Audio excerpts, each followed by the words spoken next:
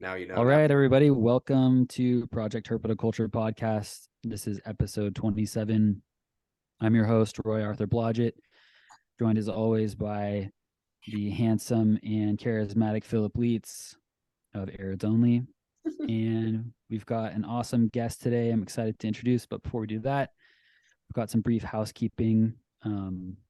First, we'd like to give a shout out to Dylan and the Animals at Home Network for hosting us, as always. The GOAT. Obligatory. And on top of that, we'd like to offer our gratitude to our sponsors. That's a little cue for Charlie. Let's go. Yeah, and thank you to Charlie for editing our audio and keeping us on track in that regard. We really appreciate it.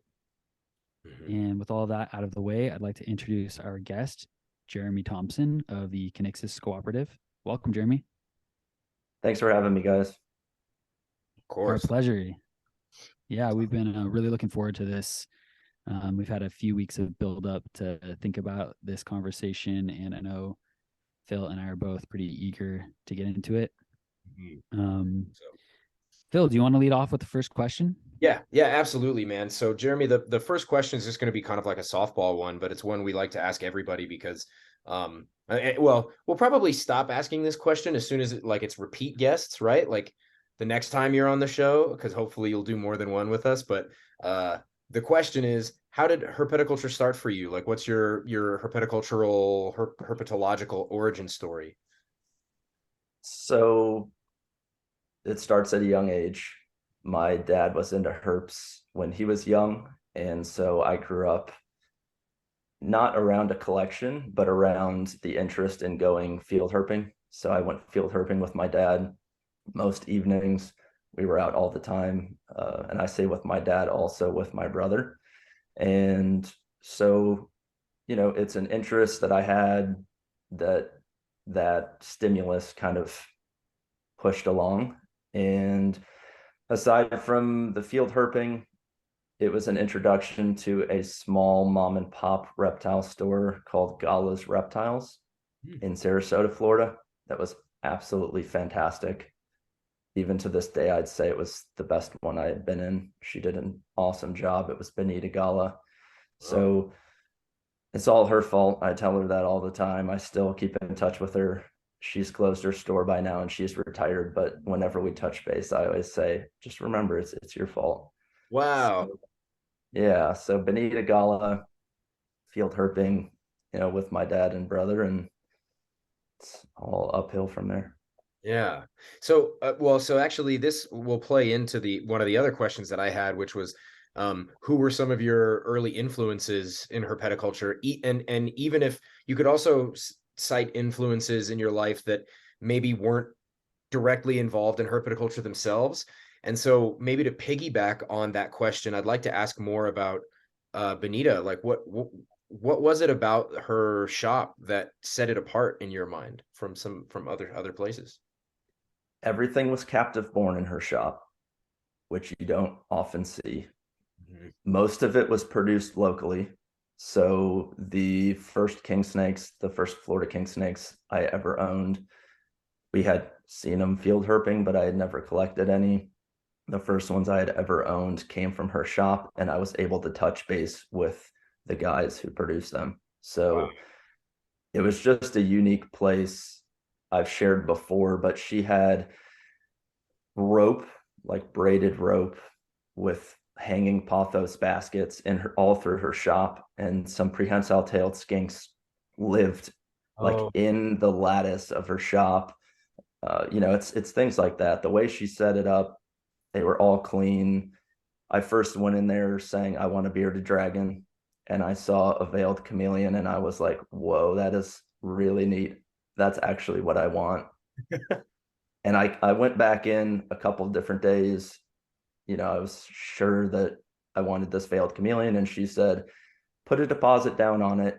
I'll move it to its own cage, and I will take care of it until you're ready. I'll take care of it until it's big enough for you to take home, because they were little juveniles. And just for somebody to invest in little Jeremy, who was interested in this reptile, who was that was probably above my ability at the time when it was real tiny.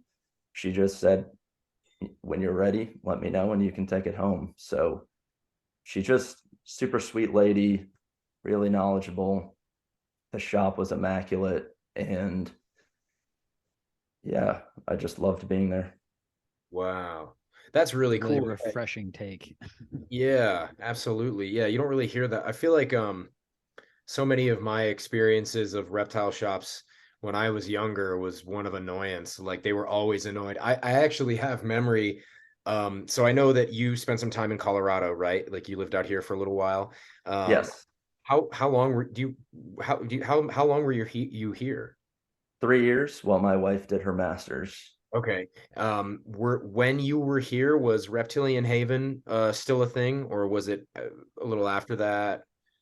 I don't recall that, so maybe It before or must, after. yeah, it's probably after. Okay, but the main reason I ask is because Reptilian Haven was the first reptile shop in Colorado, and it was owned by a guy named Randy Kawamoto, and then later on his wife Rita started kind of helping at I mean she was a co-owner as well. And I worked there when I was from, kind of on and off from age like 16 to age 20 or so, 20 something, maybe a little bit later. And I have a memory of pulling up to Reptilian Haven, and the front of the shop was like just huge windows. It was all just big open windows. And I remember pulling up to the shop in my car, and it was like around the time when I could first draw. So it was like 16, 17.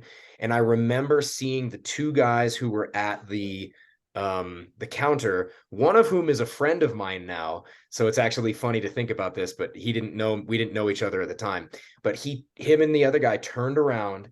They saw that it was me pulling up to the shop and bailed to the back and like took off, So like Yeah, it's so interesting to think about.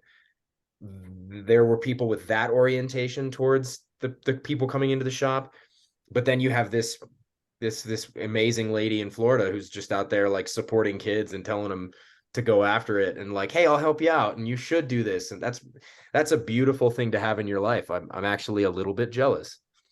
she was fantastic. I have friends now who breed all sorts of different colubrids, and it's even helped with a Gurnia, but she taught me a technique of sexing snakes, especially colubrids, that I haven't learned anywhere else. And it came from me taking home some snakes, not knowing how to sex them. And then every time I went in there, she took me into her back room that had her little collection. And she had a bunch of deli cups and of offspring. And she would just write on the bottom what the animal was.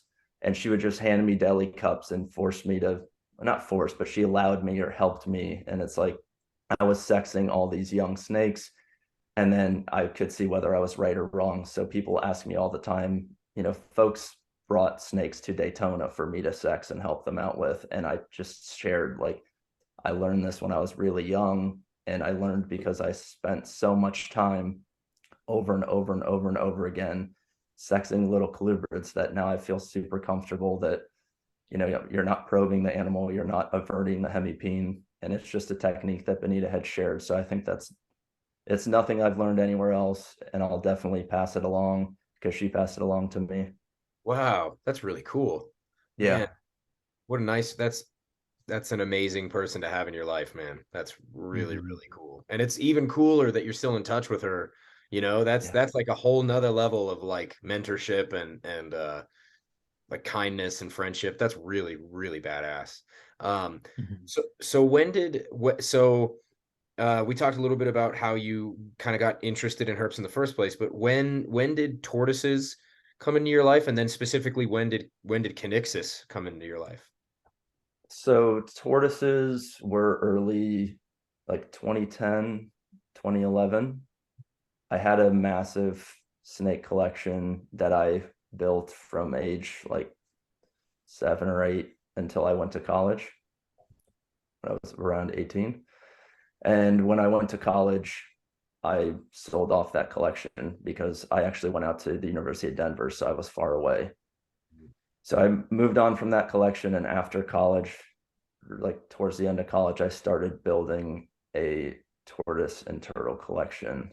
And I had worked with all sorts of different herps over the years and just was looking for an opportunity to work with something where conservation or preservation could be part of what I'm doing. And, you know, that has evolved big time, what I thought I would be doing, what I am doing. But that was kind of my my reasoning for moving towards turtles and tortoises and away from snakes. I definitely was a bit burnt out from having so many. And it was 2015 or 2016 when I got my first Hingeback tortoises. Wow. And was it like, what was it about them in particular that drew you to them? You know, because I think those of us in herpetoculture that end up focusing on one or a certain set of different groups of animals, a lot of us can kind of remember like, well, there was just something about them. It was this, it was that, it was this one encounter, it was this one moment. Like, what was there? Or sometimes it's maybe like a long buildup, right? There's like a whole host of things that might kind of rope you into a specific animal. So are there certain things that were especially captivating about Hingeback tortoises for you? Yeah, so it wasn't necessarily the actual tortoise itself, because when I made the decision that those were going to be my focus, it was kind of before I actually had been around them or seen them in person. Oh, It wow. was more that I did a bunch of digging and homework and realized that no one is really working with these tortoises seriously. And I knew from my past of building up a sizable collection and managing it and knowing how to, you know, operate with a larger collection, that I probably would build a larger collection. And that if I was going to build a larger collection of tortoises, I ought to do it with a genus that needs someone to work with them. So it was more, no one was really working with them. You see them come in, just like you see a lot of species come in and then they never get established, or a couple people are breeding them here and there, which was the case. It wasn't nobody had success. It was just that it was nobody's sole focus. There were guys who did awesome work before me, absolutely. However, there's other distractions. So it was, they were in need. And then I also wanted to work with something super challenging. In order to keep my attention span really long term, I knew that I needed something that was going to also kick my ass occasionally. And Hingeback tortoises definitely do that. So I'm grateful for that. Wow. Interesting. Yeah, that's even more interesting to me, that you had kind of done some homework and research and just landed on these tortoises before even having one or even holding one in your hands or seeing him in person. That's remarkable. I feel like that's quite rare. Yeah, it was a friend of mine who works with a different tortoise species that said, "Hey, have you ever considered hingebacks?"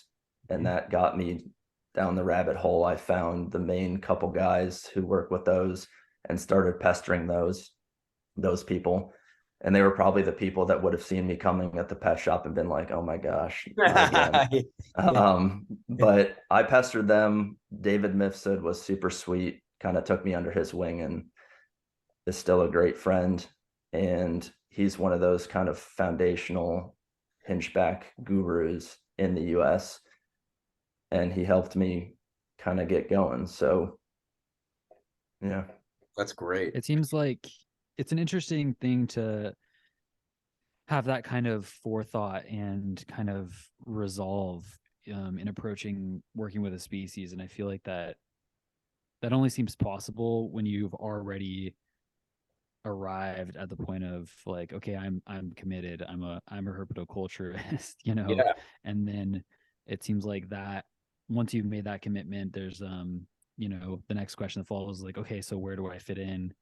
And I really appreciate that, like that kind of trajectory. It seems uncommon to me that someone arrives in herpetoculture and goes like, okay, what's needed of me? Where can I have the most impact? And so it's a cool way to think about it. And I think that that's something that herpetoculture could definitely use a lot more of, is people that are, kind of committing to a certain species that is overlooked or underappreciated and just needs focus. There's so many genre and species out there that I can think of that are worthy of that kind of attention. Yeah. I think I saw a genus that was not figured out, something where the answers weren't all there, and the answers still aren't there. And that definitely drew me in, something that would take the legwork of trying to figure out how to consistently hatch these things. And also knowing that there were enough numbers in the US that it is viable. It's not like there are 4 or 5, which I think people should still work with those animals, but it wouldn't allow me to build the collection that I wanted to build. Right. So there were a lot of factors that kind of guided, and it wasn't right to Hingeback tortoises. I said I had a big snake collection. I worked with different lizard species. I had other turtles and tortoises, and I still love those all, but I was never drawn in as much as I am with Hingeback tortoises. Right. Yeah. So you said something earlier when you were talking about how you had been keeping quite a few snakes, and it was colubrids, right? It was mostly colubrids and that there were things that you had sort of learned and understood through that work that you wanted to bring to something that was underrepresented or underappreciated.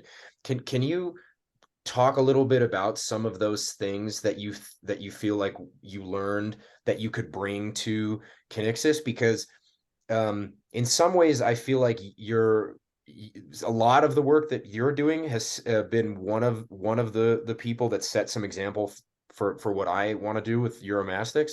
And so I'm curious, what were some of those things that you felt were really valuable? Like I'd imagine these are things around how to figure out a certain animal that maybe has presented challenges to keepers in the past, how to think about these animals long term, thinking about how to make them more perhaps more popular, for lack of a better term, or more desirable. I mean, what are those are those accurate interpretations, or I'm sure there's more too.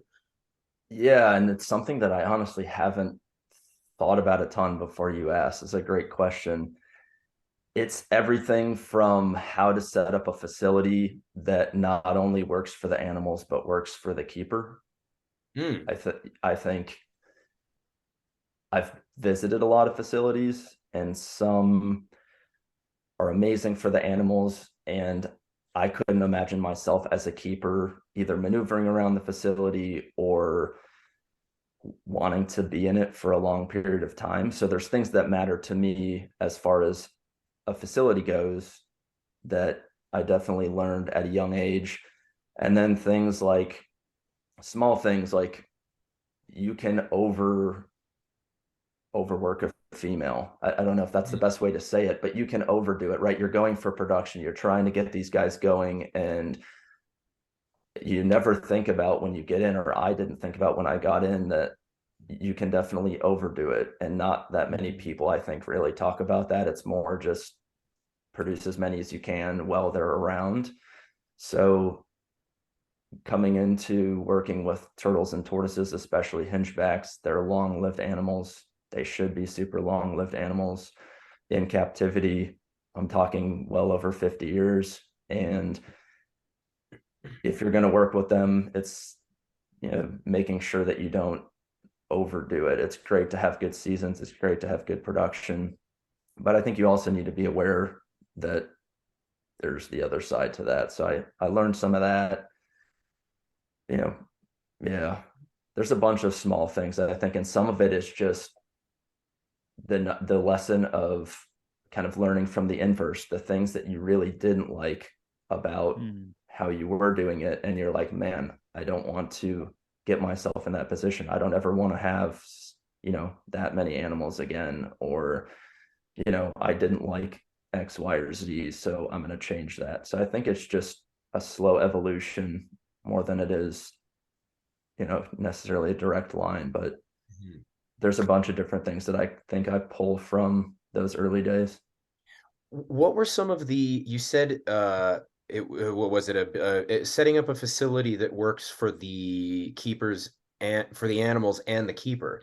Mhm. What were some of the things that you saw in other facilities or you have seen in other facilities where you made you say, I don't want to be in this space, or what? Because this is something that really hits home closely for me because, I had been in other people's facilities at various times throughout my life before I had my own and thought, my God, this is disgusting. Like whether it's the cleanliness of the shop, whether it was like the feng shui of the shop, for lack of a better way of explaining it, like just the vibe of being in there was like, I don't want to hang out here. I wouldn't want to spend my time here. What was it? Stuff like that? What were those things for you?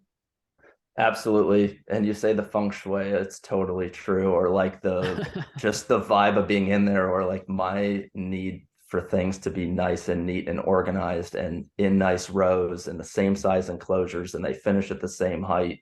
Like those are little things that I was blessed to be able to create at my new facility.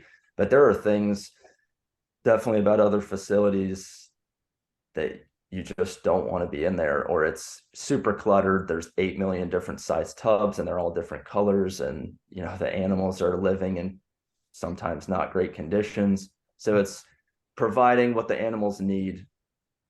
For Yeah. me, keeping it simple. Mhm. There was a part of y'all's podcast with Ashley that was really interesting to me, and I think I have the opposite perspective, but I could definitely see where she was coming from when she was talking about imports coming in and some imports needing basically an enclosure that was set up as if it were the wild. And I listened to that podcast and I thought, hingebacks are a group of animals that don't fit that bill, which I think is interesting. There's different perspectives there, but right, so something simple that is great for the animals, and then once those needs are met, then what do you want as a keeper? And instead of just stuffing animals in a room, a friend and I have a joke. He's got a sticker in one of his buildings that says like load level reached, or like load level maximum. It's meant to go on the side of a dumpster so that dumpsters aren't overfilled. And he just has it above the door. And it's just kind of a reminder that, like, hey, I don't need to stuff this thing to the ceiling. Like, my joy as a keeper is not dependent on how many animals I stuff in this room. Right. So I think it's something to remember. You have a big space, or even a small space.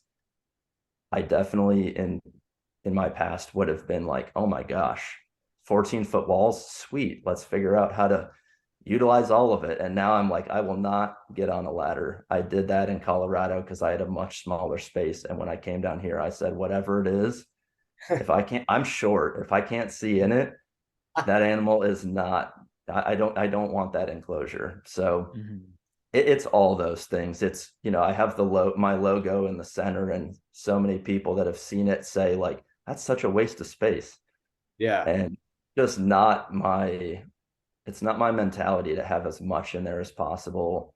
I also want to walk in, and I knew that folks would visit, especially professionals from the turtle community, like from zoos or institutions. And I want them to walk into a building that they don't walk out going, oh man, that's a private keeper. So there also was that responsibility as a private keeper to have a facility that's as professional as I can make it or afford to make it, so that when other folks visit, they leave feeling like I've done my best.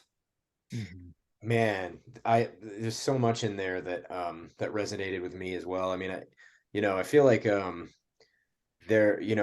I first posted up the pictures of the modified kiddie pool enclosures that I use for a lot of the Euros. Um, one of the first people that reached out to sort of offer feedback on that, his first thing was, you're wasting all this space with the corners. And I was like, yeah, but I don't think that's a big deal, like and so what you said, I mean, with the space where your logo is, I just felt like that's such a, sort of like it's a little bit short-sighted in some way, or not short-sighted, maybe like narrow focused is the better way of putting that. And then secondarily, um, I've had people come and visit my place, not because I take a whole lot of visitors necessarily, but because I have friends who, maybe jujitsu friends or whoever find out what I do and they want to bring their kid by, and I'll always host people who want to bring their kid. It's just a great thing to do. And I've had people, more than one person, come by and say, I was kind of expecting like a few hamster cages in a corner kind of thing. And I was like, yeah, no, dude, like, no, absolutely not. Like it's got to be a more interesting experience. And I think you're really onto something there with how the space, it that kind of sets your initial vibe for anyone who comes to visit your where you're doing what you're doing. And then the last thing that I'll add on to that, and then I'll maybe pass off to Roy to say a few things, because I can talk too much. But you mentioned not getting up on a ladder ever again.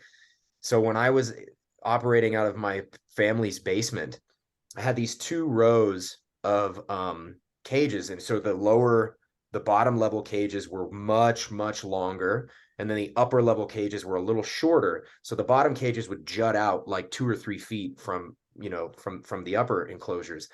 And my initial idea was that all the cages that were on the floor were on casters, so I could pull them out. So that way, not only could I clean the very backs of those cages, but I could pull them out of the way and then walk up to the upper level cage and just reach in and clean it out. Well, there was 2 things that happened. The first was I'm like a big idiot because I'm not a measurement person. I didn't even think about the fact that when I would pull out the bottom row, they would collide with the row of cages on the other side of the room. So I couldn't pull them out all the way. And so what I ended up doing was just I would stand on the lower level because it's all thick melamine, and then some of them would meet, and I would just stand where the 2 cages would meet, and then to work up on the upper level stuff. And I realized I couldn't do that anymore because, if I, I'm young right now, but when I get older, I can't be climbing on cages to try to do general maintenance. I'm gonna fall and break my hip or something like that. Um, so For sure. yeah, I really loved all that stuff. I think that's all highly. I don't think there's enough people who consider those kinds of things when they're setting up their facilities. So I have a deep appreciation for all that stuff. But I want to try to pass the ball over to Roy here. Yeah, So yeah. I have one more thing I wanted to add on that Please, yeah. Oh yeah, before Roy, sorry, which is just quarantine is another thing that I have now, which I did not have in any of my previous facilities.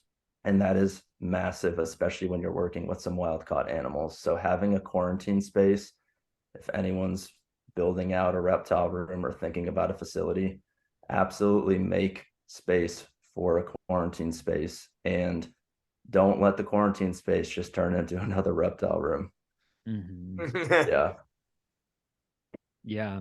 I love hearing all of this stuff. I'm currently, in the process of just totally redoing it, kind of starting with a fresh slate in terms of my reptile rooms, because I just, recently bought land with my partner last year, and we're kind of still getting situated there. And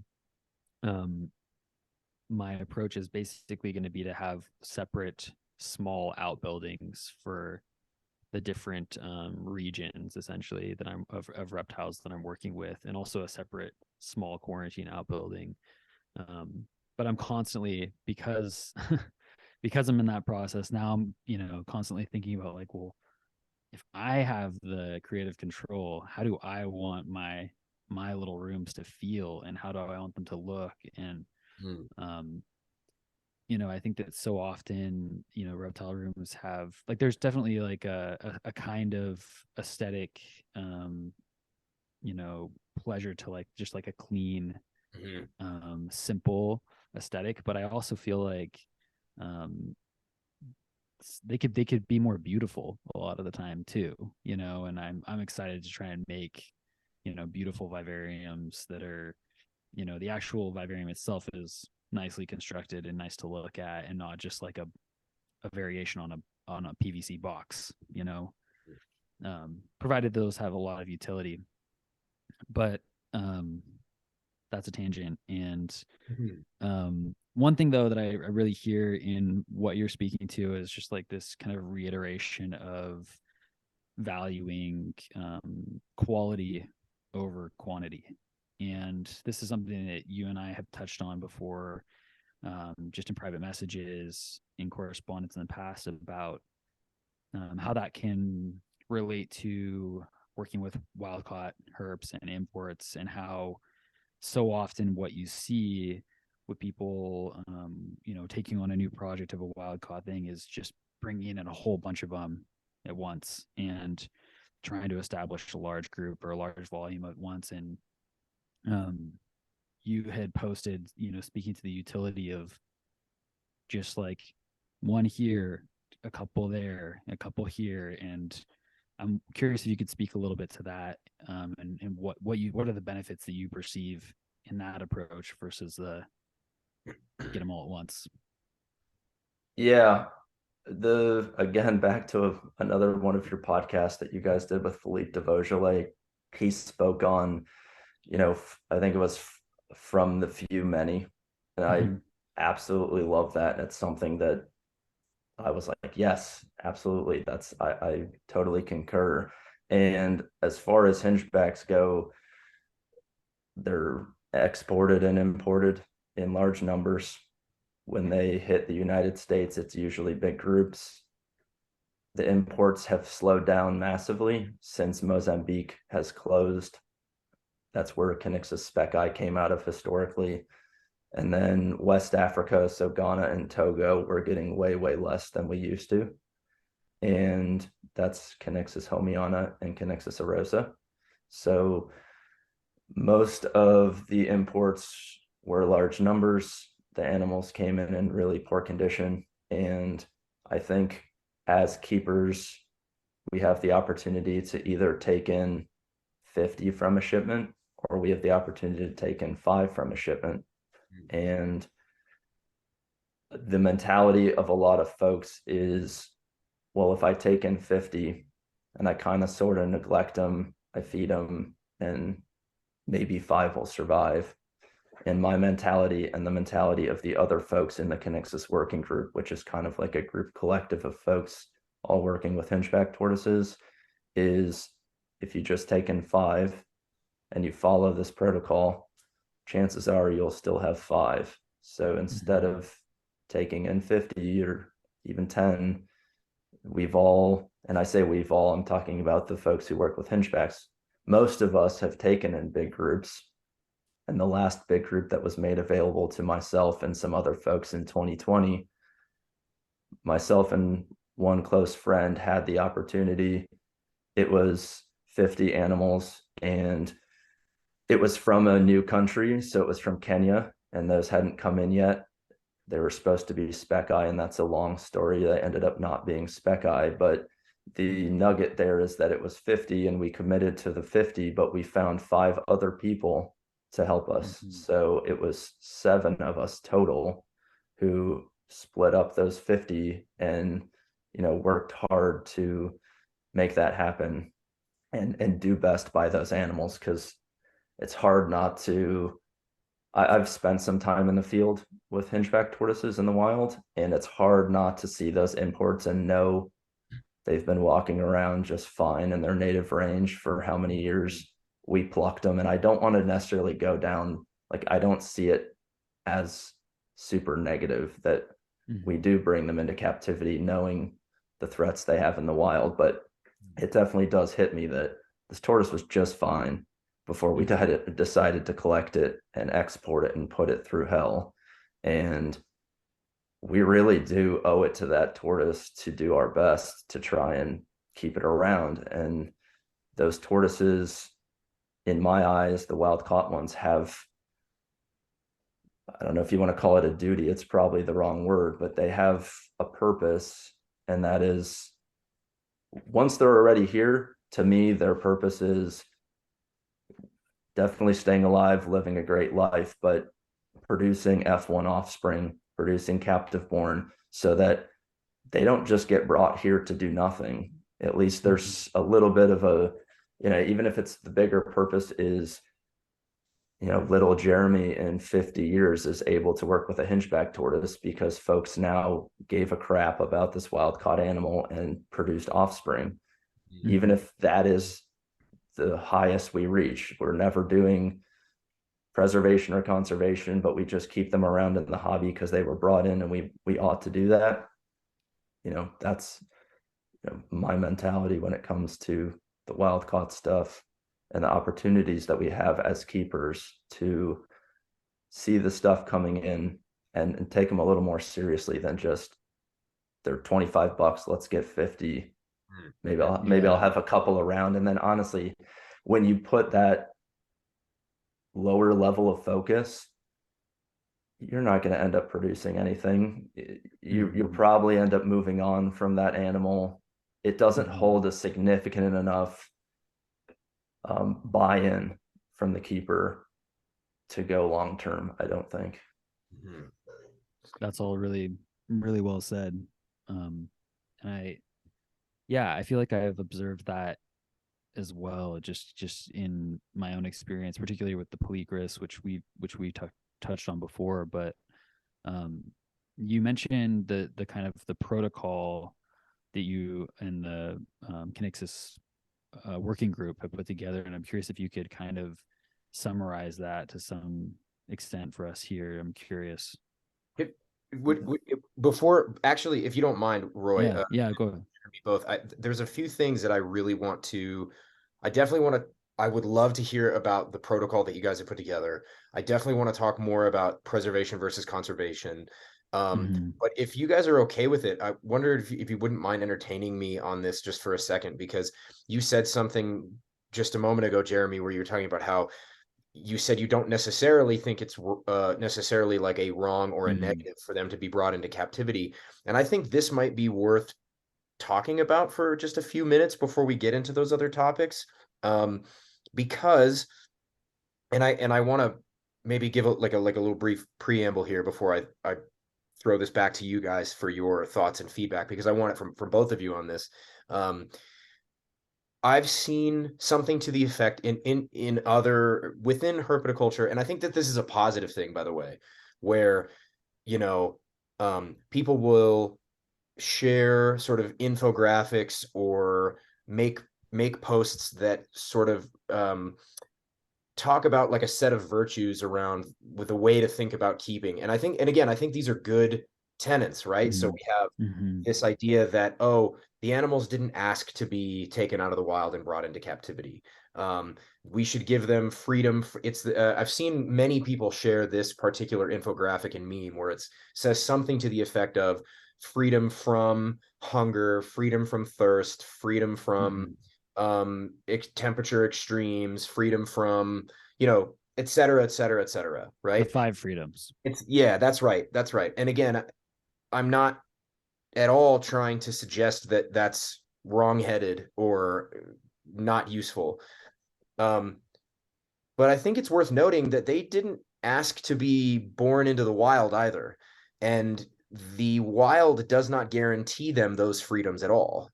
Right. So I think it's worth, at least from my perspective, this is really a trade-off, right?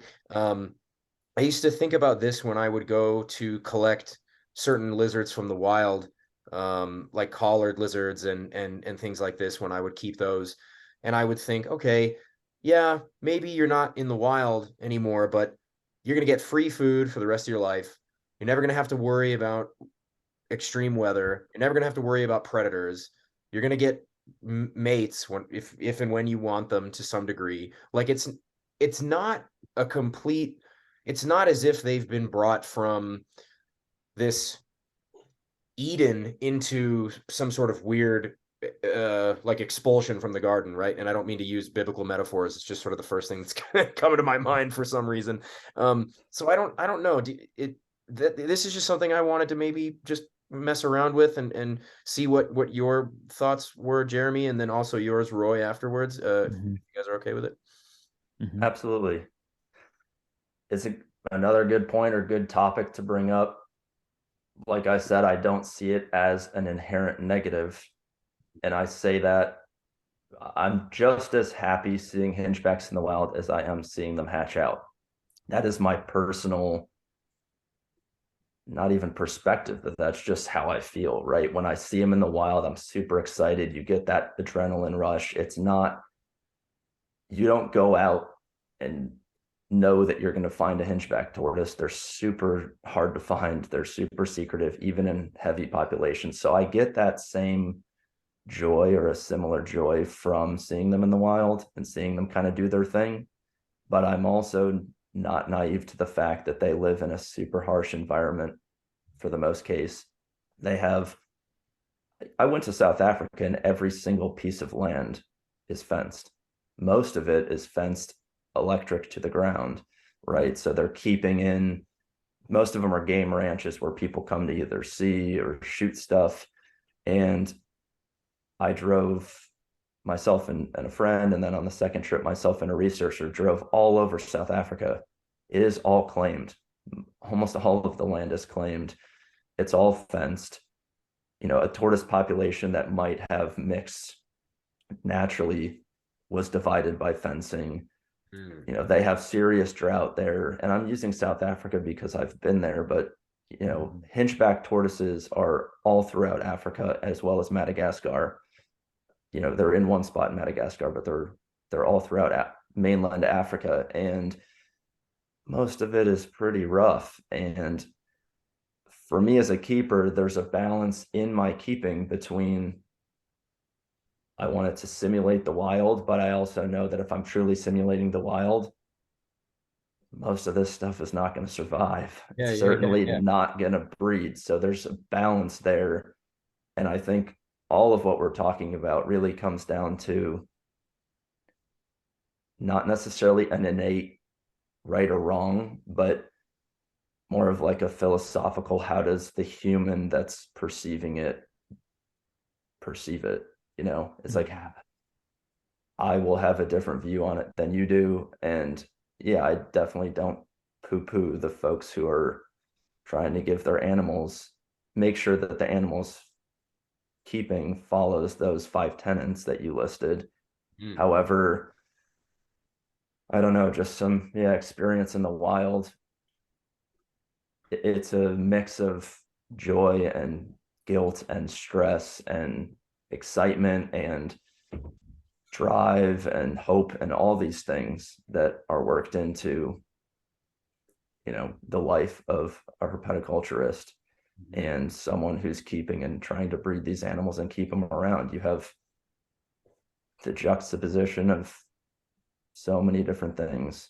So I don't know if that really answered it, but I think there's a million different things that I think of when I'm considering the right or wrong of a wild caught animal. I also think there's just for me, one massive thing that I think is important that I would like to talk a little bit more about later is just as much as the animals are important, the keepers are as well. And I think, right, the young keeper like myself who walked into Benita's place, she took amazing care of her animals, but she also took amazing care of the young people that came into her store and really fostered that. And she didn't see the animals as separate. She kind of saw them as a tool to help young people who had the same interest that she did. It's, the person walks in with this, maybe they're born with some innate interest in reptiles, and then they come into her store and there's all these different stimuli saying, look at this, look at that. Are you interested in this? Are you interested in that? So the keeper is super important too. I think right now in this era of keeping, we're really focused on the animals, and I think that's amazing.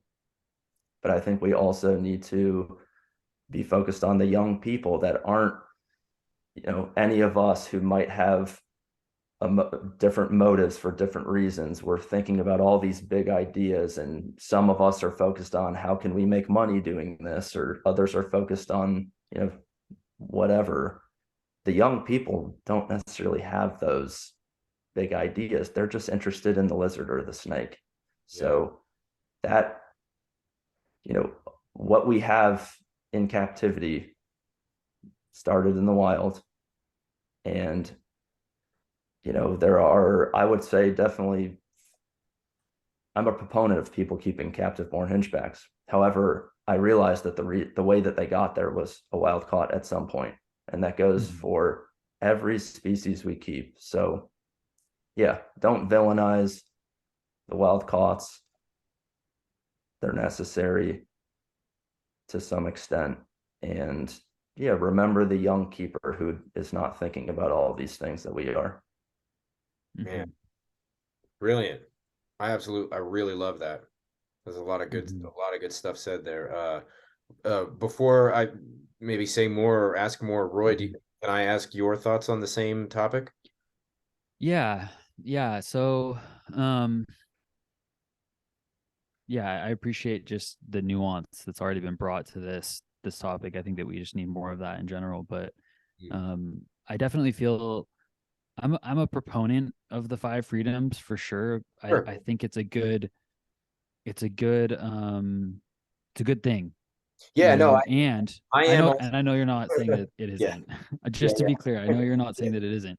Okay. And I think that it's important though to acknowledge that I think that the 5 freedoms in some way emerged from kind of the acknowledgement that we are, by bringing animals into captivity, we're removing this greater freedom, right? Sure. That they have in the wild. And in some ways, like the trade that is made is to grant them these other freedoms that they would not experience in the wild.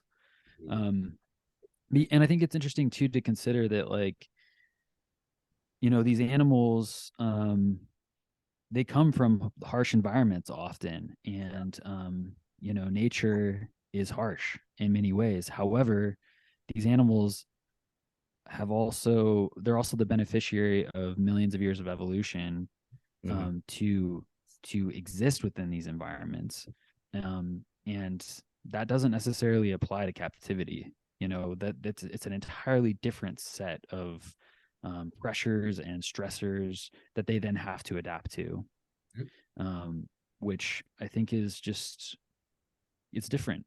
It's not to say that it's greater or less than what they encounter in the wild, but I think that it's not necessarily, obviously it's not perfect, and obviously we've all experienced animals that just failed to thrive, that they couldn't endure the stressors of captivity. And that's a natural part of selecting what are the species that are going to succeed, and what are the individuals and bloodlines that are going to succeed within captivity. So yeah, that's kind of where I fit into all of that. And I really appreciate, Jeremy, what you brought in around how it's also the keepers are also important, and particularly the young folks. And I really appreciate just like your acknowledgement of Bonita as someone who was influential and who mentored you. And I think that that's just, it's such an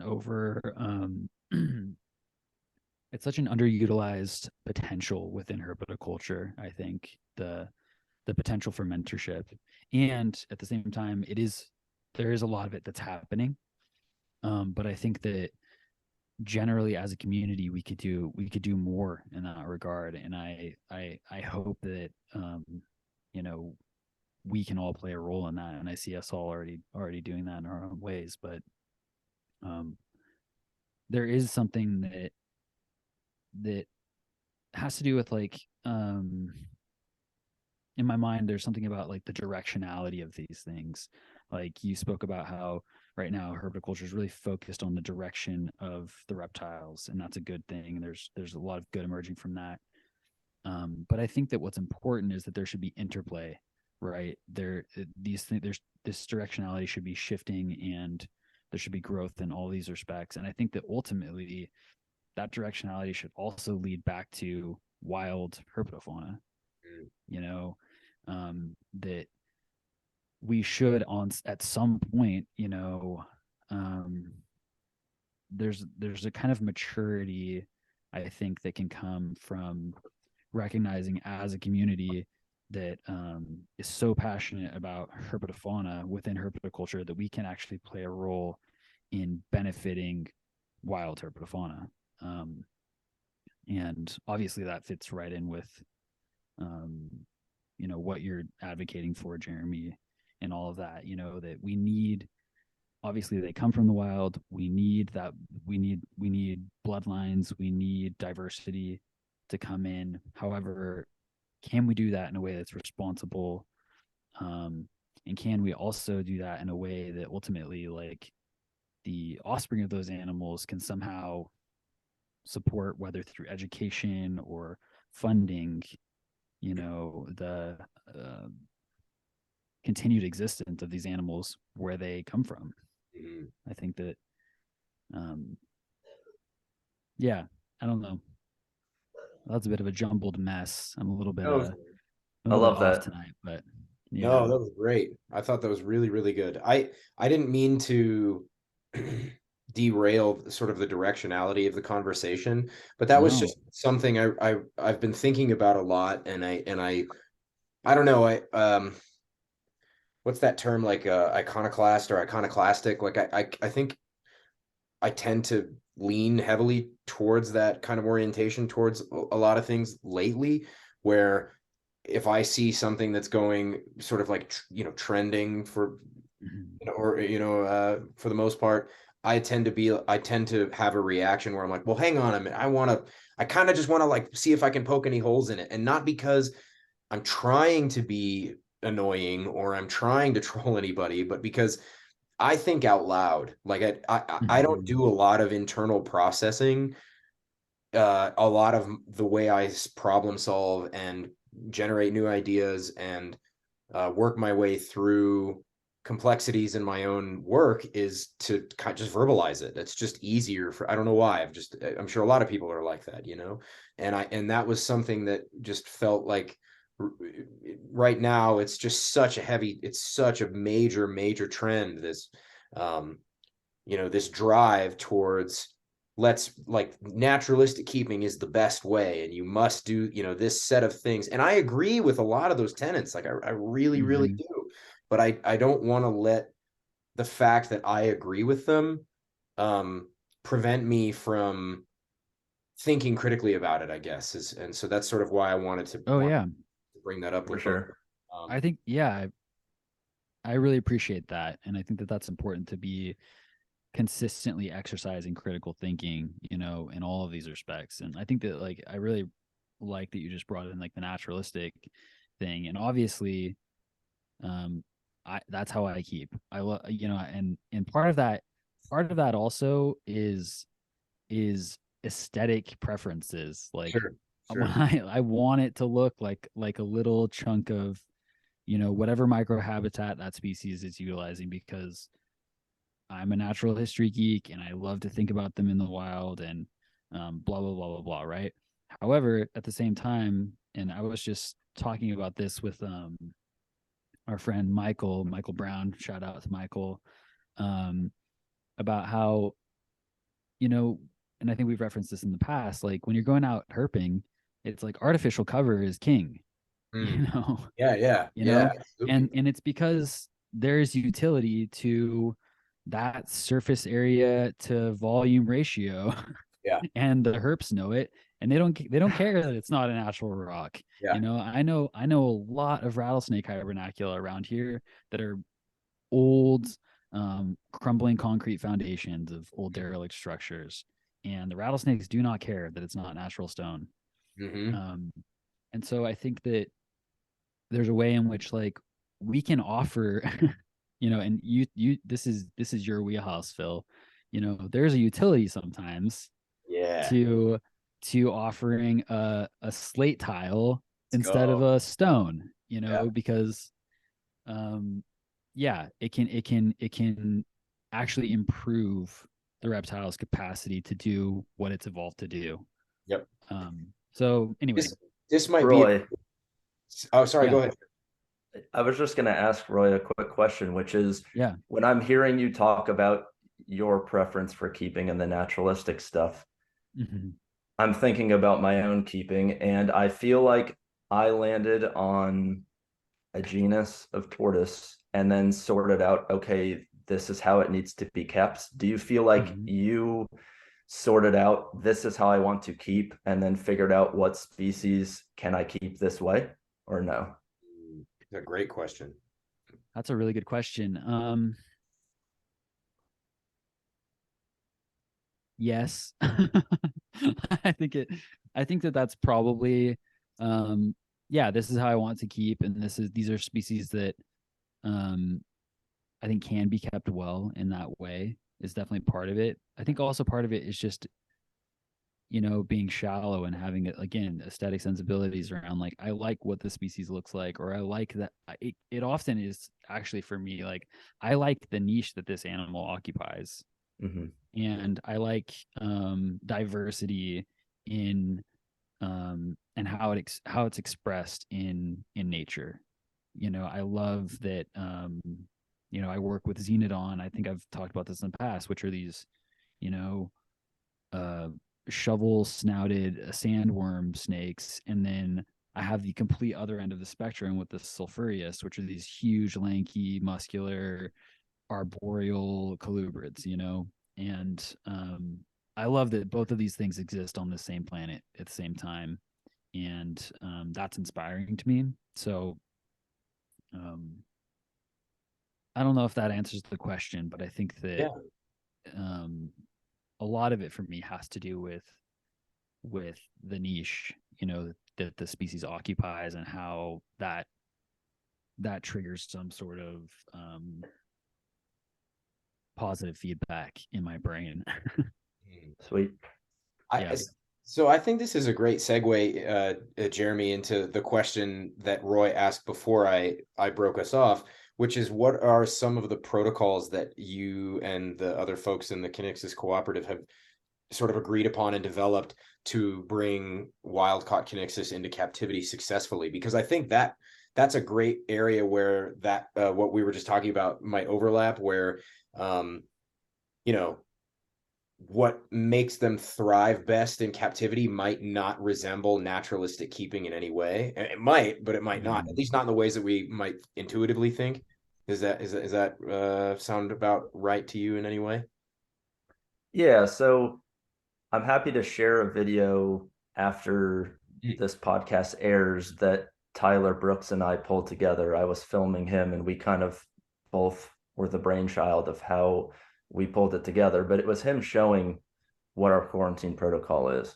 So there's the nitty-gritty details of that, which folks can reach out to me and I'm happy to share. It's just not exciting, but the major stuff is more looking at things like, they want to be darker lit. It's what does that animal actually need?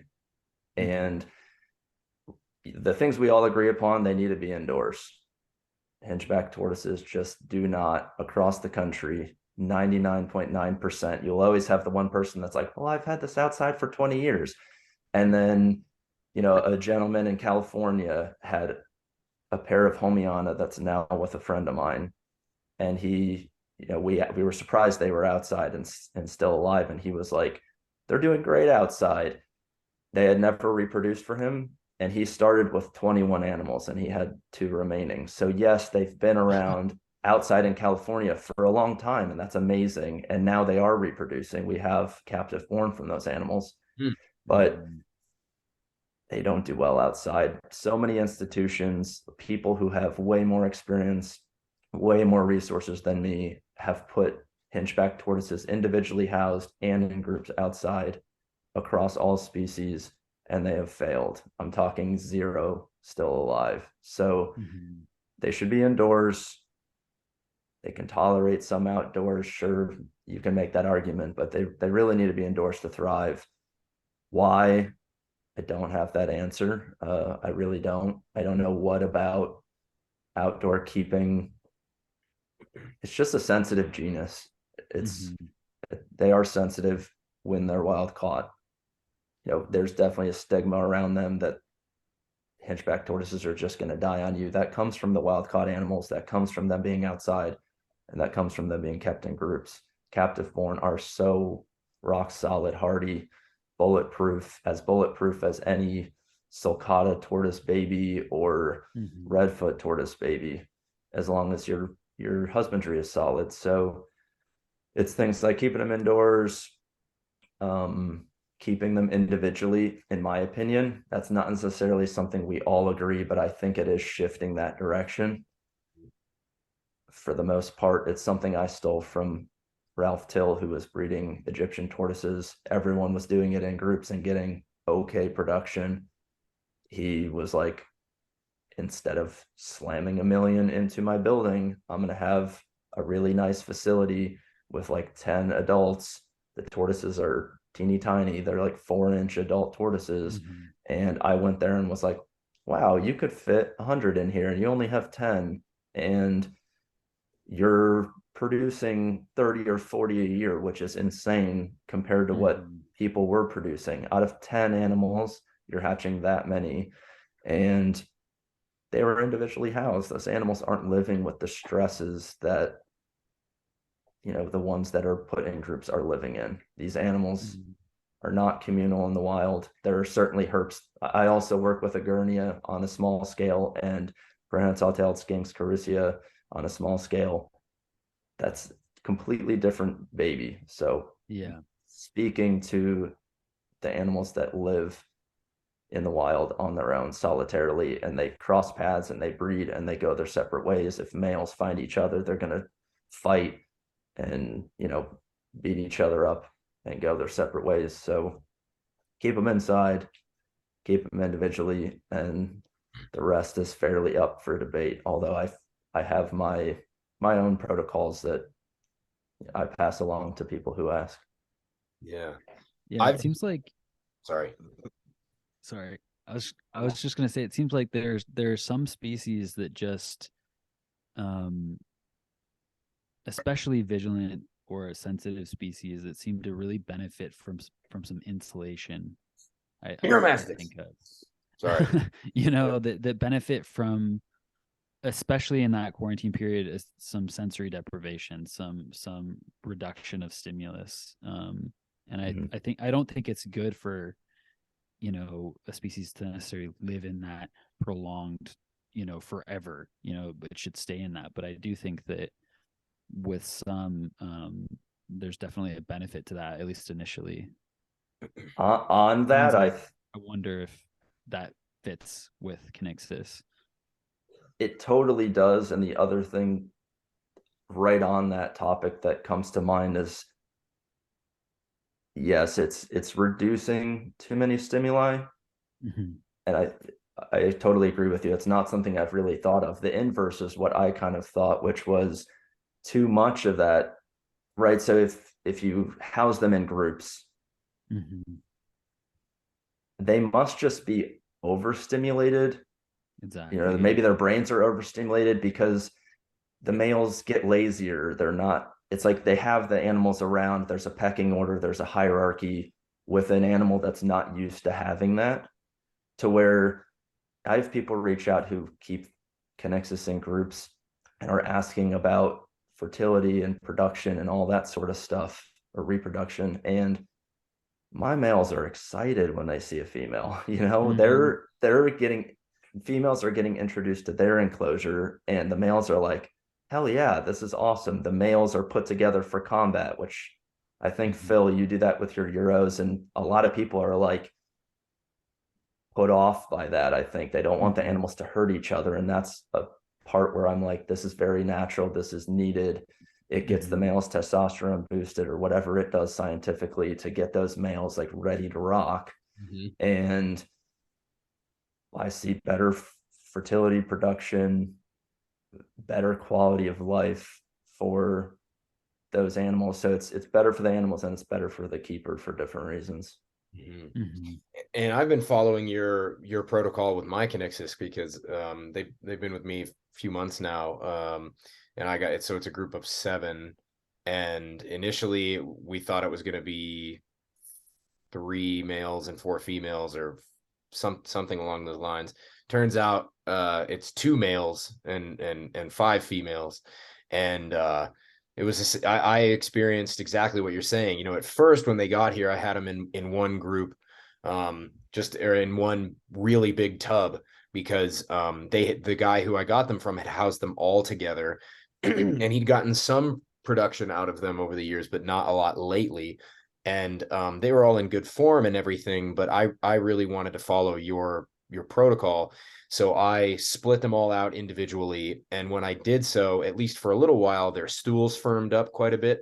Whereas before they were just throwing patties basically, which was like a lot to deal with. But then when I split them, for a while, their stool firmed up again. And then in a few animals, it's actually it's pattied out again. So they may, as I was talking with you a few days ago, Jeremy, they may be time for medication. So they're going to go, I'm going to take samples to the vet, but they really do seem a lot less freaked out and a lot less anxious when they're housed solo. And this is the same thing with Euromastics. A lot of people, there's a lot of discussion about, oh, no, Euros are totally fine to house in pairs, trios, sometimes even small groups. And I just don't buy this. I just don't think it's accurate. I don't think they need to be in solitary confinement. You're right, and that's not what I'm advocating at all. It's very different to say that things are best housed solo and never introduce another animal into that cage, because I'm not saying that at all, right? And it's really difficult to elaborate in the ways, especially when you become sensitive to the way animals respond to different stimuli, and when you become sensitive to the quirks of the very specific quirks of a group of reptiles. It becomes it gets to the point where it's almost difficult to ignore. Like when I put Euromastics together for anything longer than a few days, I start to feel their stress. I'm like, no, I just can't do this anymore. Do you feel like that there's something like that, where it's almost like if you house two hingebacks together for too long, it's almost an intangible kind of thing, like it's hard to describe to people? I say that keeping hingebacks on the scale that I do comes with an inherent amount of constant stress. It's not a complaint. It's just, for the period where I had no reptiles, I vividly remember that. And I remember just not having that in the back of your head, or that stress of having a demanding collection. And so this collection is demanding in a different way. But definitely when I pair Hingeback tortoises, I'm in the room. And I have different things that I'm doing in that room that may take 30 minutes or it may take 3 hours. So at the times where I'm going to be in there a long time, I'm pairing those animals so that I can kind of keep an eye, like walk around occasionally, put eyes on the animals, because people have had them kill each other.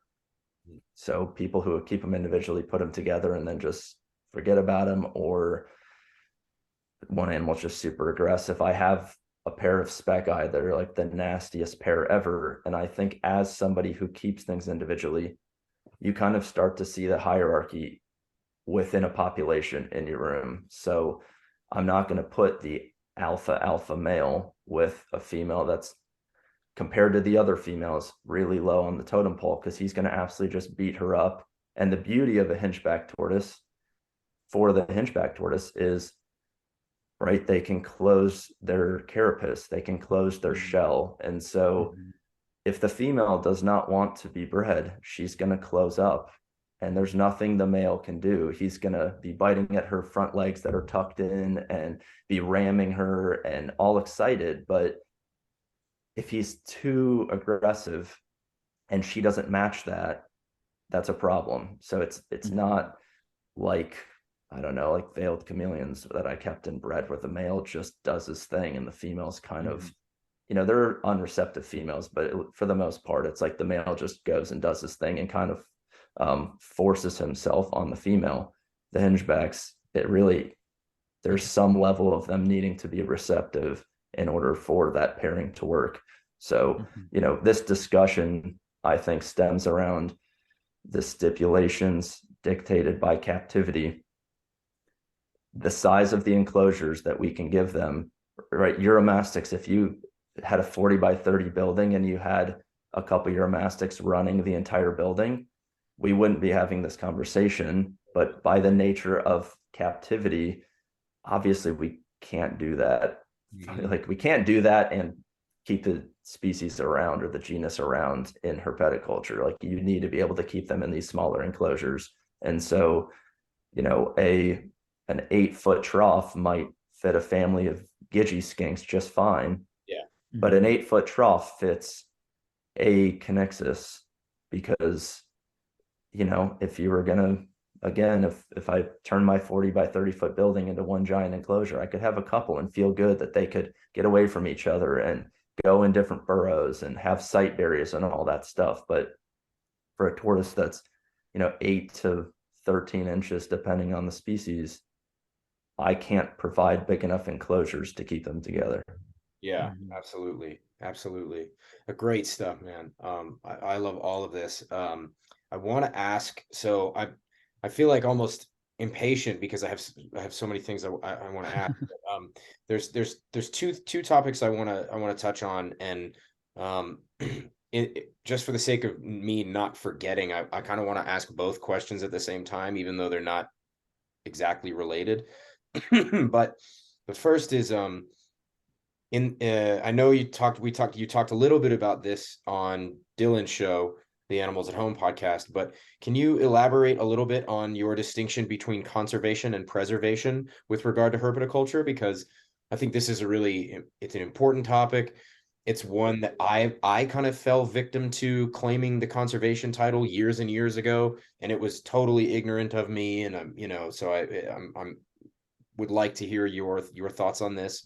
And then the second question is, because tortoises are so long lived, how does that change your orientation towards your sense of responsibility towards the animals you keep? Because, with some lizards, like for example, my Xenogomma taylori, great little lizards, love them to death. They don't have super long lifespans. They can probably live maybe 12, 15 years tops, I would imagine. But even then, it would probably be at the upper end of their lifespan.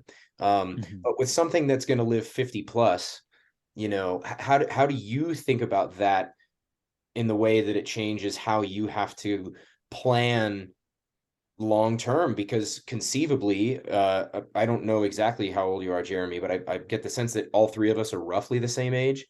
And I'm going to imagine that some of the Kinixys that you produce today will conceivably outlive you. So I feel like, yeah. Anyway, so I know that those are two questions that are maybe a little unrelated, but I wanted to get them both out so I don't forget about the second one. All right. So as far as my game plan for keeping animals that will definitely outlive me, I hope they do. Yeah. Definitely hope they do. If I'm doing my job and other folks are doing their job, they should.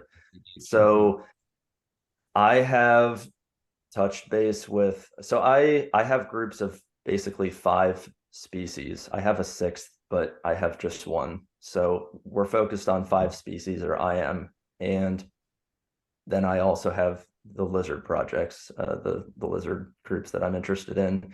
So I have a friend down the road who's an absolutely incredible lizard breeder. He's awesome. And I've basically said, if anything happened to me, would you take those on, or at least figure out where they need to go? And he's cool with that.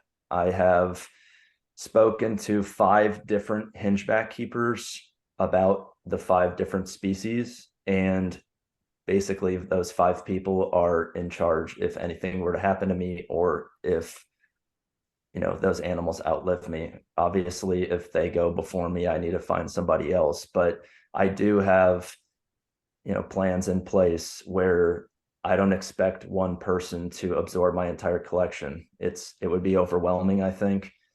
And I would rather, like, this guy's really got Homiana dialed in. That's who needs to either absorb my Homiana or figure out where they need to go. Mm-hmm. This guy's crushing it, like Chris Manis, Dalton State College. I want to give him a shout out. There are no institutions other than Dalton State College that are focused on Hingeback tortoises. Oh, wow. Chris Manis at Dalton State College. I got to meet him in person for the first time a couple weeks ago. Amazing guy who just started a turtle assurance colony, is what they call it, at Dalton State College, really from nothing. And they're focused on hingebacks. Myself and him are producing the bulk of the Kinixys arosa that are produced in this country each year. He's absolutely amazing. And that's who I asked. Hey, it's an uncomfortable conversation. You don't want to have the conversation of like, hey, if I croak before you, can you help me with sorting out where these go? But I've put a lot into what I do, and it's important to me that it's not lost if something should happen. So, that goes for Belliana, Stombensis, Speckeye, Homiana, and Arosa, and Nagui. So I have that in place. Hopefully it doesn't come to that. But I understand also the other side of what you're really asking is that they're going to outlive me. And that's bringing in younger keepers than myself. I'm 31. It's important to bring in kids much younger than myself into the hobby who are interested in hingeback tortoises.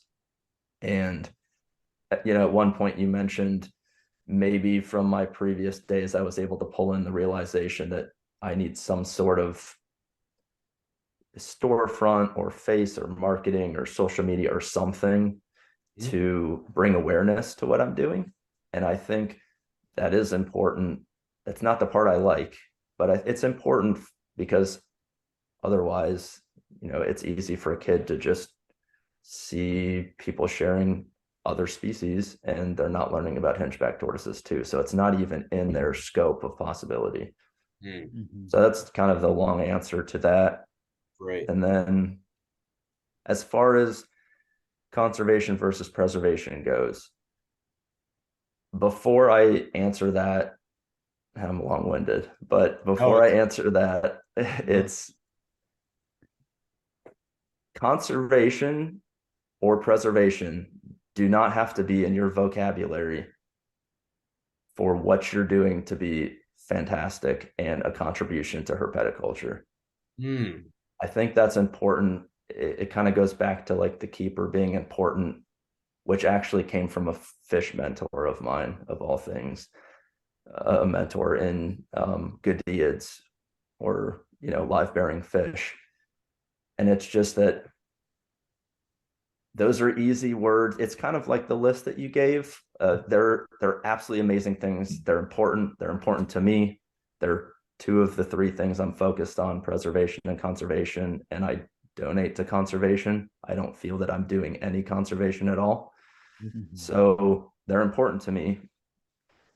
But for folks, folks listening or folks thinking about what they're doing with their reptiles, those two words don't have to be part of what you're doing for it to be important. And they never have to be part of your actual collection, and you can still contribute to them. So if you're keeping a collection of, say, ball pythons and, keeping other species around in the wild matters to you, you can use some of the proceeds from your ball pythons to contribute to preservation and conservation projects. And most of the time, those are available in your backyard.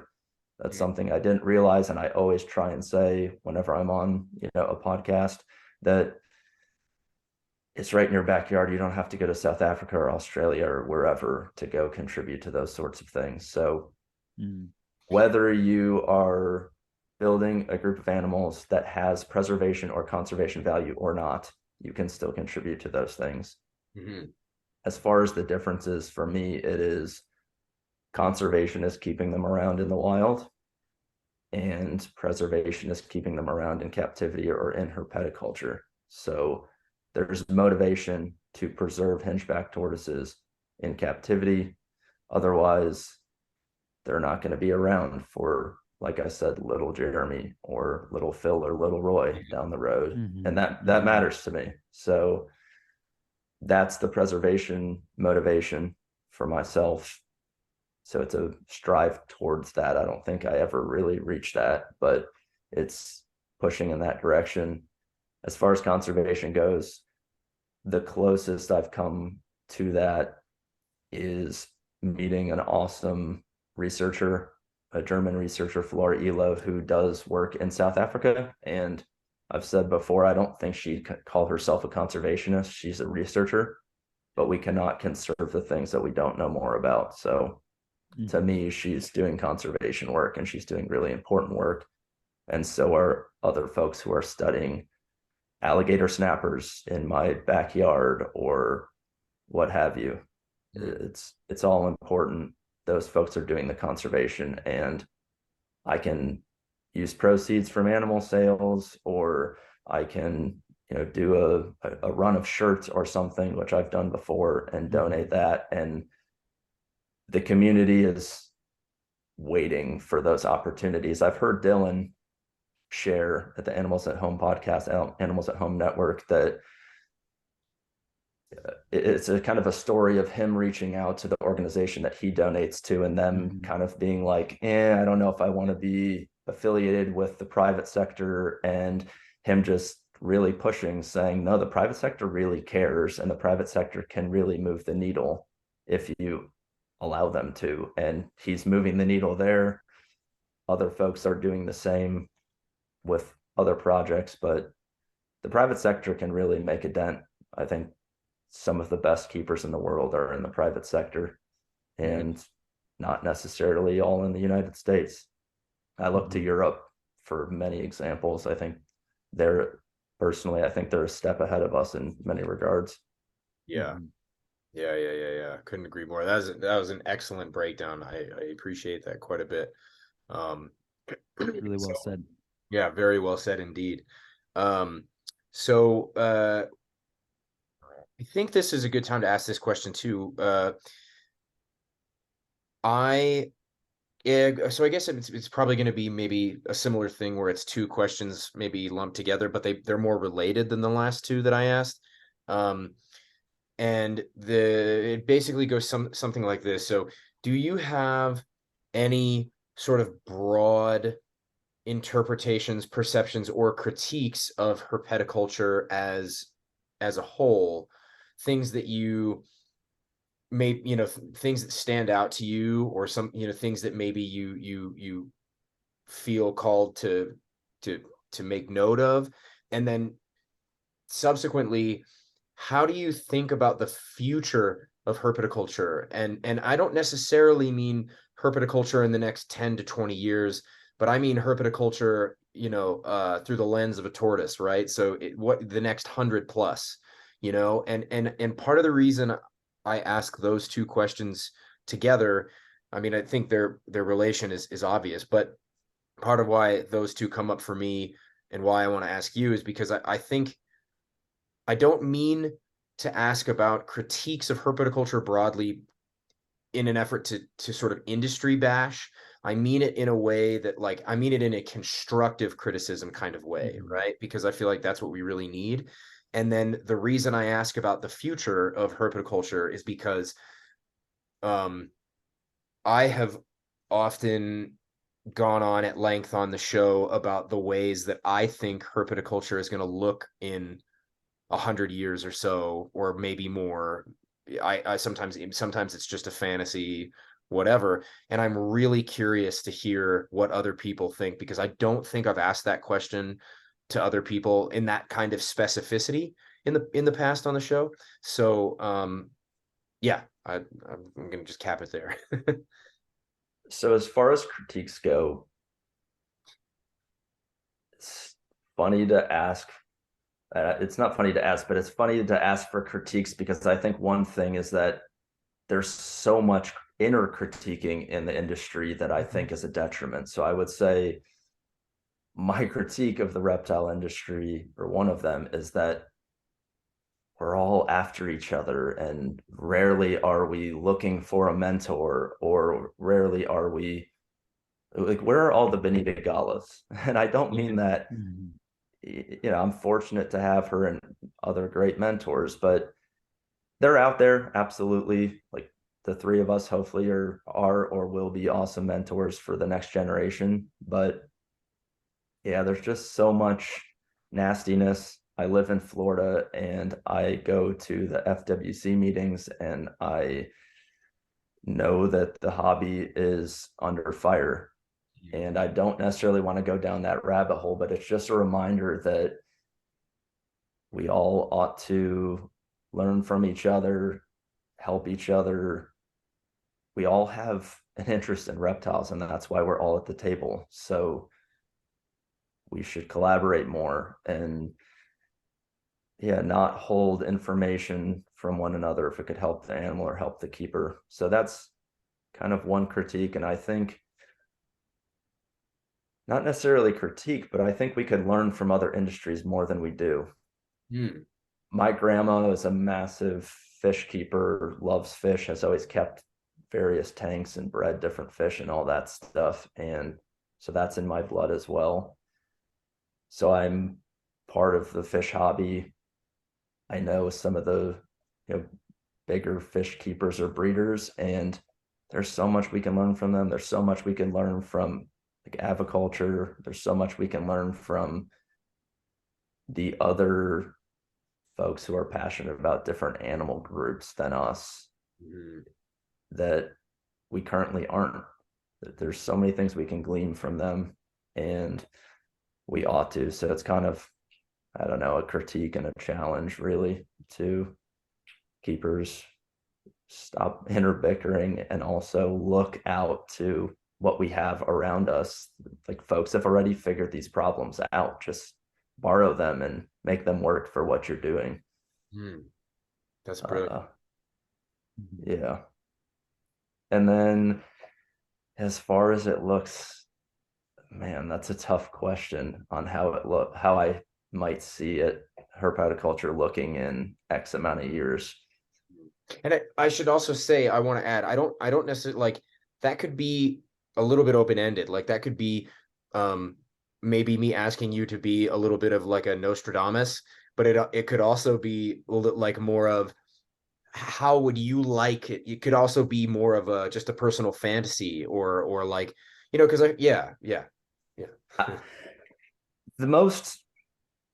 I was most moved by your podcast with Philippe de Vaugelet, and I think it's because I was listening to someone who was doing all of this craziness because he had such an amazing passion for these things. So like, you could hear it in his voice, you could hear it in his responses. They're so well thought out, and he's considering things like big breeders as massive catalysts, positive catalysts in the industry for things like the tech that we take for granted. So, someone like Philippe de Vaugelet, I would love for herpetoculture to be focused around more folks like that as time goes on. I think we're in a period as well where money is such a focus. And I don't want to poo-poo that at all. I'm not the guy that says you just have to have a reptile collection, throw money into it, and it'll run you into the ground. I don't feel that at all. I don't think that. However, money has pulled people into the hobby instead of folks who are deeply interested in these animals also making some money in the hobby. And so I would hope that the right folks are drawn to the hobby. That seems a little idealistic, but I really feel that we have this innate interest or drive something happens. We all have these stories, different stories of how we got into these things, into reptiles. So one of those things happens and you're like, oh, dang, I really like these animals and I either want to see more in the wild or I want to keep them or whatever. And then as humans, or as myself, like I love learning. I lover of wisdom. I studied philosophy in school. Like I love that stuff. So something that I'm really passionate about, I want to know more about. And then I want to share it with people. Like we're social beings. We want to do things like this and have a group. It's no fun if you produce something on an island. I really truly believe that. You could hatch the rarest thing. You could hatch some Fiji iguanas and maybe it would make your day. Yeah, Phil. It would make your day, but it means so much more when you're able to share that with others, even if it's someone in your family who couldn't give a rat about the thing you hatched. They don't even know what it is. You're like, this is the first one that's been hatched in the United States, and they're like, cool, it's a turtle. Like they're as excited about I could hatch a green anole.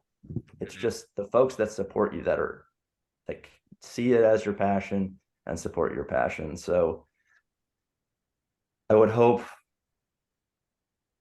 herpetoculture shifts towards keepers building collections that serve them and really make them happy, and also serve the animals and keep them around and not abuse the wild populations. And just we have such opportunity right now in the hobby to take it wherever we want. And my view of it, I'm going to push towards that. And someone who might have answered differently, I encourage you to push it towards your vision of what the hobby ought to look like. But that's at least my hope. If I'm looking into the crystal ball, that's not necessarily what I see, but what I hope to see. Pushing out the negative ideas that come up, because those are also options. Yeah. So have you ever thought about starting a podcast, man? You have very thoughtful and really, really interesting perspectives on all this stuff. Like I mean that like this has been an amazing conversation so far. Like I'm very much enjoying this a lot. So I say that a little bit, yes, as far as the starting your podcast thing, but So I've heard both of you all, I believe, say on previous podcasts. I forget if I've heard Roy say it as well, but I've definitely heard Phil say, I'm kind of doing this because I want to be able to talk to the different folks in depth. And like there's that, I think in my keeping, there's a bit of selfishness of why I keep. And I would, these conversations, there's motivation. I spoke a little bit with Dylan after our talk about possibly getting something going. I've done nothing since. I have other things on the plate, but for me, the drive would just be to have conversations with folks who I think could add a lot. Folks who you have never seen them on a podcast, but damn, they have so much to add, and they have added so much to my life. And I'm like, how have they not been a podcast guest yet? And it's sometimes, the quirk of the person, or it takes, I think we have an advantage as younger people to kind of like that guy or girl or woman who would probably say no to the folks at their same age. As younger people, we can kind of be like, hey, I really want you to come on and talk. Like it's awesome that you got Philippe to come on, and some other of the older generation folks. We have the opportunity for them. I don't know. I think they probably see it as an honor. They probably see it as like, I need to give back. And when the younger people ask, they're like, well, I never would have said yes to this. I can't believe I'm doing this, and I don't know how to sort the technology, but I'll figure it out. And I love that. That's so awesome. And that would be what would drive me to try and do something like that, is to get those folks on before they're gone. This is like a throwback, Roy, to the last one we did, the last episode. This will the episode we did before this one will have aired by, because we put them out in order, right? So the Mhm. one right before this was with Alan Rapace, and it was the same. Mhm. It's the same Wow. kind of thing with him. It was months and months of me just twisting his arm Yeah. slowly, like, dude, get your ass together. And it was not, he gets it. We had a great time joking around about a lot of Mhm. stuff, but it was like, listen, dude, you're not going to be alive forever. You got to, Yeah. we, Yeah. and we, Roy shares, I know that Roy shares the sentiment that, like, and I've said this before on the show, and I'm going to say it again. It's not a small and insignificant dollar amount that I would pay to have multiple long form discussions with Burt Langerwerf, right? I was Yeah. about to say Bert. Yes, Yeah, absolutely. exactly. Like, Yes. what I wouldn't give to have hours of him talking about why he loves it and how he thinks about what he's doing. And I think I th- I don't think I've ever suggested this to anybody before, because I didn't even think I would ever be the guy who would do this, but I think you should do a podcast, bro. Like, Mhm. I mean, I say that because I think broadly there's kind of like it's like a trope right now. Like, people say, oh, everybody's got a podcast. Well, within this particular niche, there's not that many shows. And Mhm. then, you take all the shows that exist, and then you take out the ones that are really, really good. Yeah. And, Mhm. I'm Yeah. not trying to poo-poo on other shows, because Yeah. it's not my place. That's not what I'm saying at all. But I'm saying that Yep. it's a short list of reptile podcasts that really pull people in, and that people really want to listen to, because it's really, really thoughtful discussion, or people really, really get a lot of value in it. It's a short list, you know. Hmm. Um, and I think that based on what you just said, like, the idea of just getting people on record who have something to add to this, like, we need to build a library of as much herpetocultural information as possible. I mean, we just have to, because Yeah. Mhm. somebody's got to do it, and that's quite literally, it's got to be a percentage of our job in this world and in this industry. So, by the end of 2023, I expect to hear about the Kinixys cooperative podcast coming on. Yeah. No Maybe pressure. so. No pressure.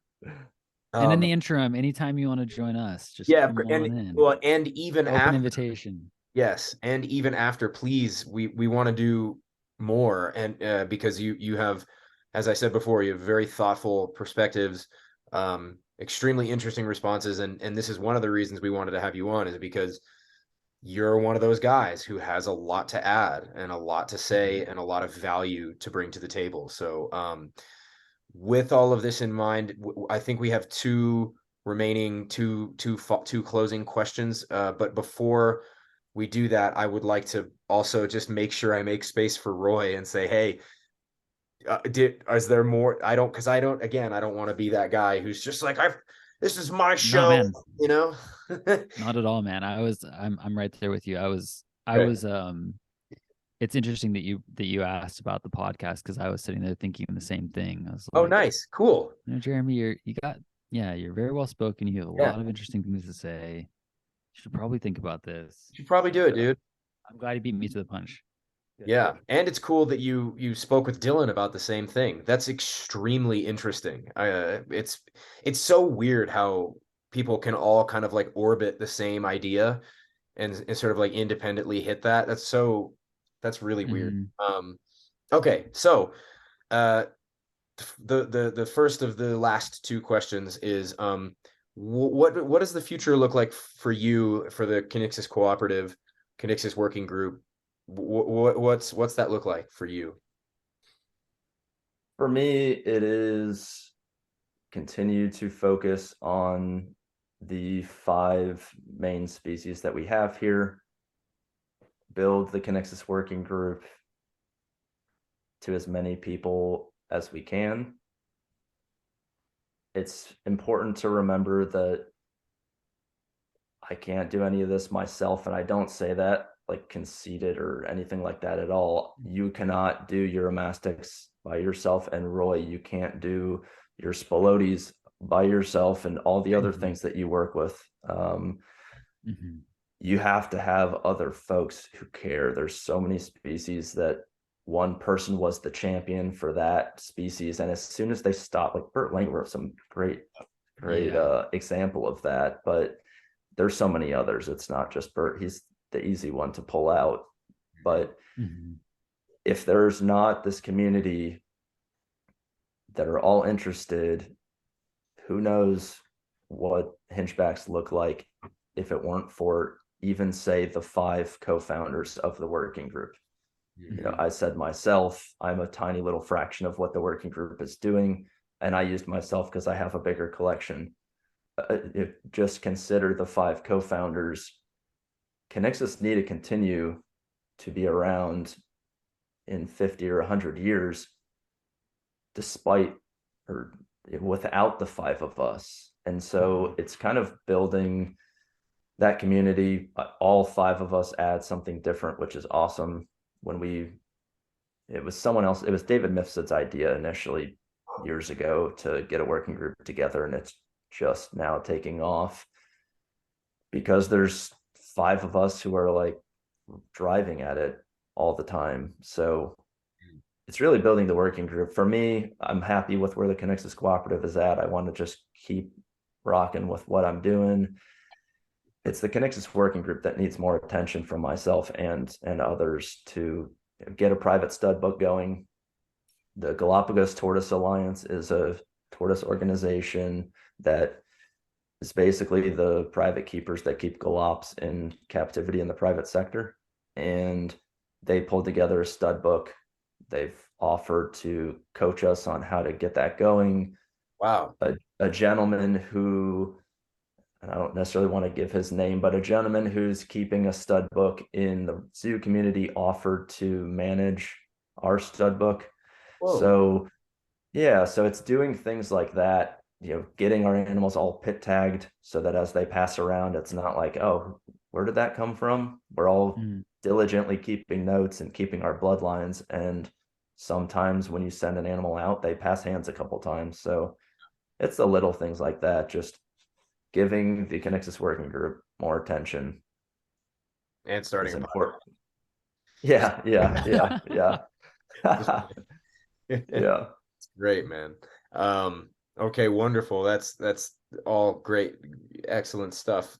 So then I suppose the final question, the one that because I know you've listened to the show, I'm sure you know it's coming, but why herpetoculture? And again, it's a open-ended question. It can be why broadly, why do we do it, why should we, why shouldn't we, et cetera, why herpetoculture? I listen to every episode of your podcast that comes out, and when this question is asked, it always makes me think, because I don't think I firmly have my thoughts together there. I hear folks share different ideas. Like, I forget who it was who said it's basically like a disease. Like, I hear you. Yeah, that is, yes. However, you know, I hear that and I'm like, well, it's not just a disease, right? It's a disease that, you know, I kind of already shared a little bit. For me, it's this innate interest or disease that we're born with, that if you part with your reptiles at some point, like, oh, there comes that person back into the hobby. They just couldn't get away from it.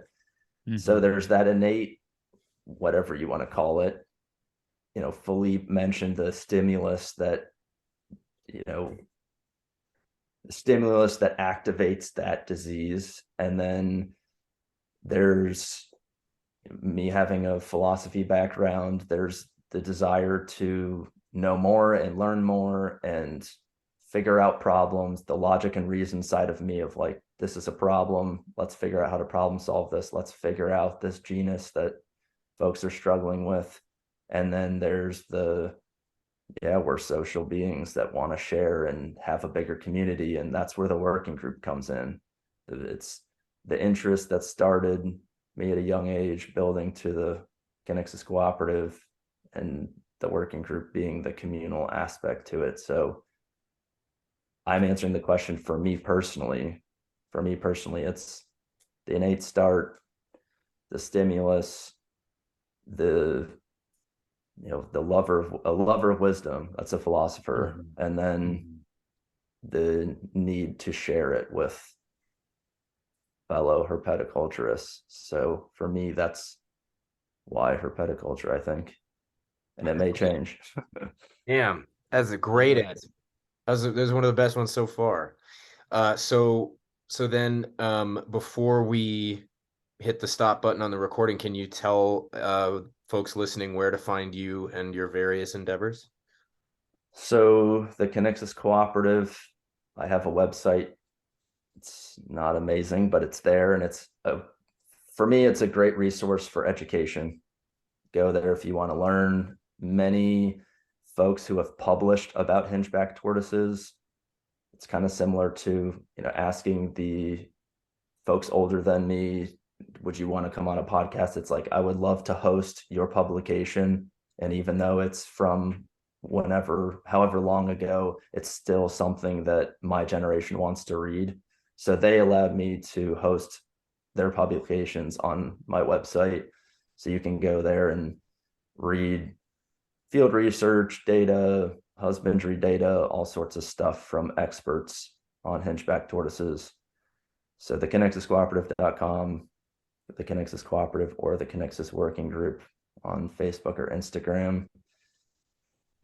Yeah, reach out to me if you've got any questions. Or after the last podcast, folks reached out who have no interest in hingebacks, and that's something important to me to also share, is that this kind of thought process or model or whatever you want to call it can be applied to so many different things, and you all are applying it differently at your facilities, and folks look up to you for those reasons, and we can all add something. So yeah, that's where you can find me. Damn. Awesome. Hell yeah. Excellent. Thank you so yeah. much for this. Yeah, thank you. I can't I don't think we can thank you enough. That was Thank you, guys. yeah, thank you again many times over here. Let me hit the stop button on the recording real quick.